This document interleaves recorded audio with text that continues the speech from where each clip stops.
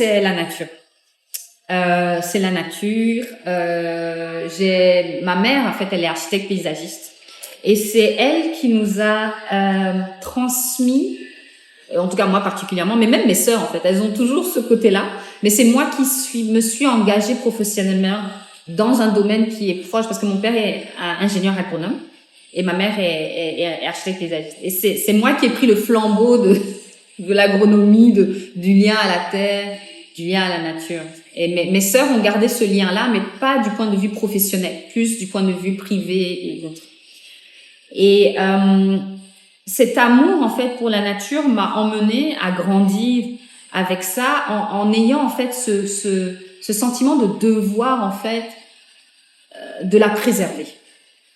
Parce que je me suis rendu compte, alors moi, je suis des années 89, vous pouvez faire les calculs.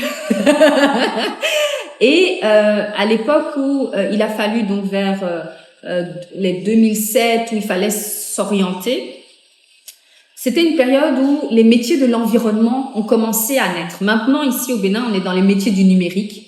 Mais en fait, moi, à mon époque, je peux le dire, c'était les métiers de l'environnement.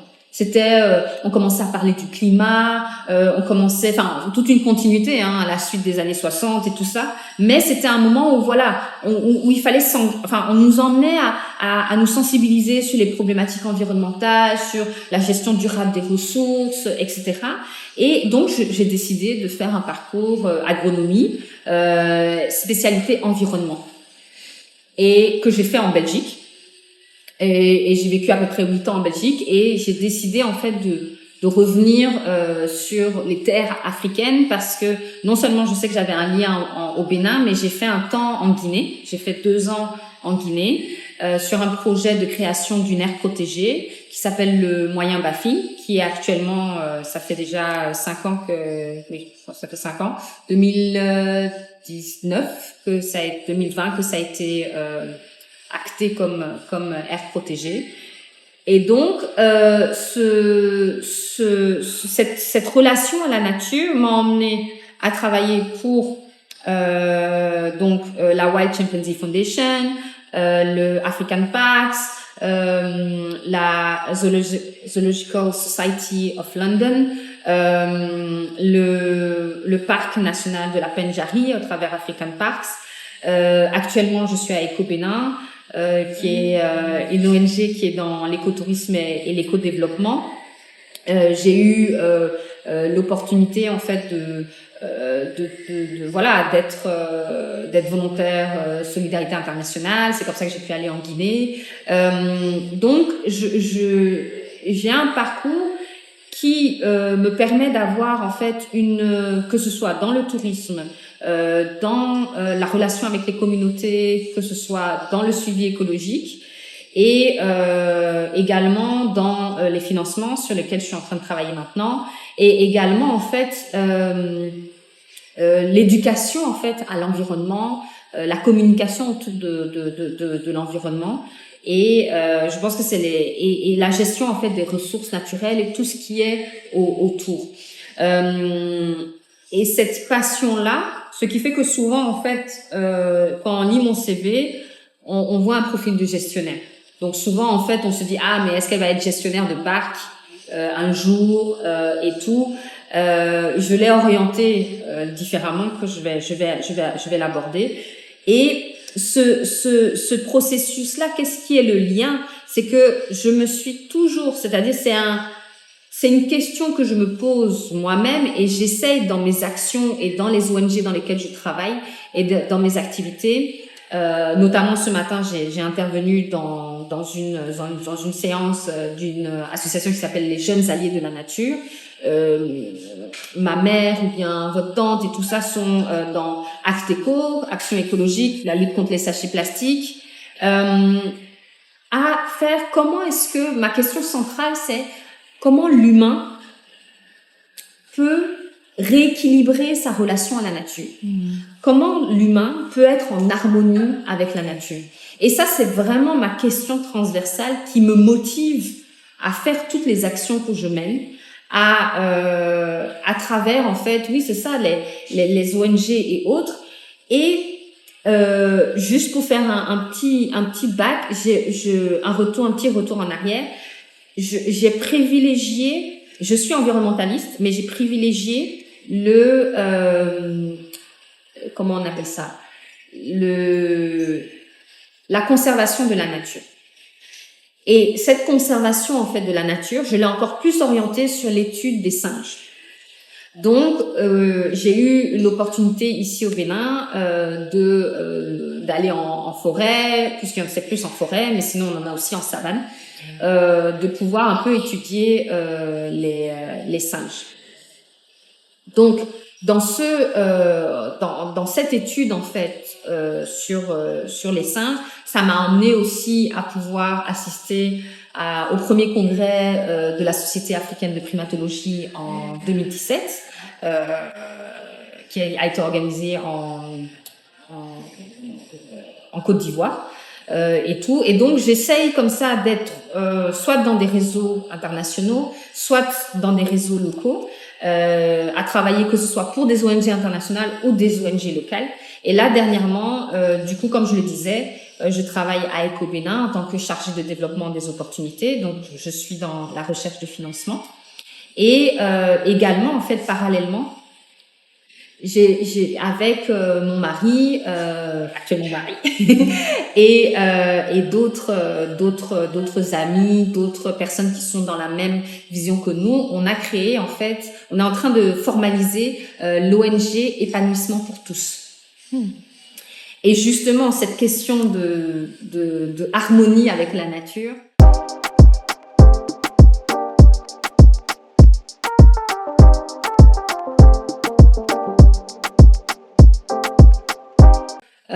On s'est dit, ok, on a 4 axes d'intervention à l'ONG Épanouissement pour tous. C'est le développement personnel, la valorisation culturelle, l'éducation et la préservation de la biodiversité. En fait, on s'est rendu compte que mon mari et moi, il y a de cela 2-3 ans, on s'est rendu compte que l'humain, en fait, c'est l'humain qui est le réel problème par rapport à tout ce qui se passe. Et donc, comment en fait faire en sorte que l'humain se rééquilibre. Et c'est pour ça en fait qu'on a entamé des conférences, des échanges. En fait, on dit conférences, mais c'est des échanges, hein, c'est des cadres d'échange sur le développement personnel. Et c'est un programme qui s'appelle Découverte de soi. Qu'on fait en ligne, on a des participants de Côte d'Ivoire, du Congo, de France, du Canada, qui sont du Bénin, qui sont intéressés par ces thématiques-là. Et on enregistre en fait, c'est totalement, on fait pas comme les coachs, c'est totalement gratuit. Donc on diffuse, on a une chaîne YouTube qu'on a commencé. Et aussi en fait c'est comme des formes de podcasts et le but aussi c'est d'aller en fait on est en train de rechercher des radios web pour pouvoir aussi avoir des temps d'antenne pour pouvoir en fait diffuser en forme de podcast en fait ces conférences de développement, ces échanges en fait autour du développement personnel pour en fait cet objectif-là, c'est rééquilibrer chacun qui le souhaite, bien sûr. Mm-hmm. Et en fait, on s'est rendu compte que si tu es en harmonie avec toi-même, tu es en harmonie avec déjà tes congénères. Donc, t'as pas besoin de faire la guerre, t'as pas besoin de faire tout ça parce que toi-même, t'es équilibré, tu as guéri tes blessures, tu as pris le temps de faire en sorte d'être en harmonie, en paix avec toi-même. Donc, forcément, cette paix comment dire, comme une vague, en fait, cette sérénité se répand, en fait, autour dans ta famille, dans ta communauté. Et forcément, ta communauté, c'est pas seulement les humains, c'est aussi la nature. Donc, on travaille à la base, en fait, pour qu'il y ait un changement global. Et c'est quelque chose, l'éducation, c'est sur le long terme. Donc, c'est un peu comme ça qu'on a décidé c'est comme ça qu'on a commencé.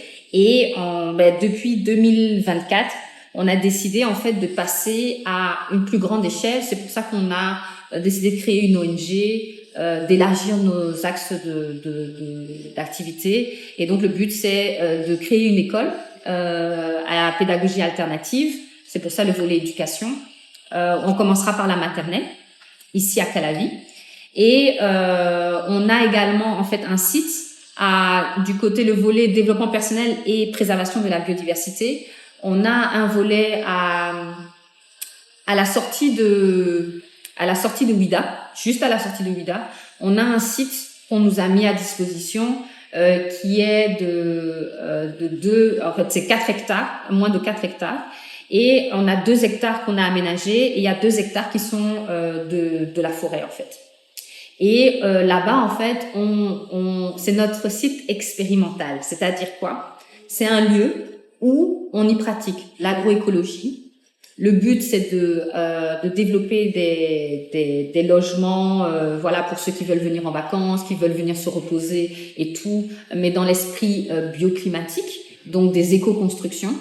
C'est un endroit, en fait, où, comme je vous l'ai dit, il y a 2 hectares, en fait, qui sont dédiés à la forêt. En fait, des espaces qui sont laissés pour la biodiversité. Et on aura même un espace aussi de plantes médicinales. Parce que on a pensé, en fait, concrètement, nous, l'humain, comment concrètement vivre en harmonie avec la nature, mais en répondant à nos besoins de logement, nos besoins de nourriture, nos besoins de santé, nos besoins. Donc voilà, donc c'est un site qu'on a commencé à aménager depuis mars 2024, et là depuis avril, on l'a ouvert au public. Donc c'est accessible désormais. Pour l'instant, c'est les week-ends parce que voilà, il faut combiner les différentes casquettes que j'ai. Donc c'est les week-ends qu'on ouvre, et une fois par mois, on dédie une journée qu'on appelle journée découverte. Pourquoi? Parce que l'espace s'appelle découverte. Ça c'est un cheminement, hein.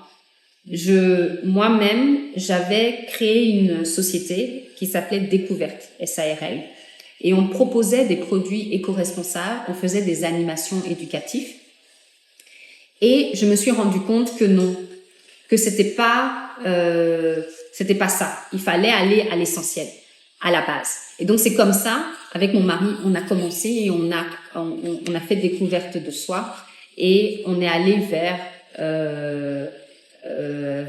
l'ONG Épanouissement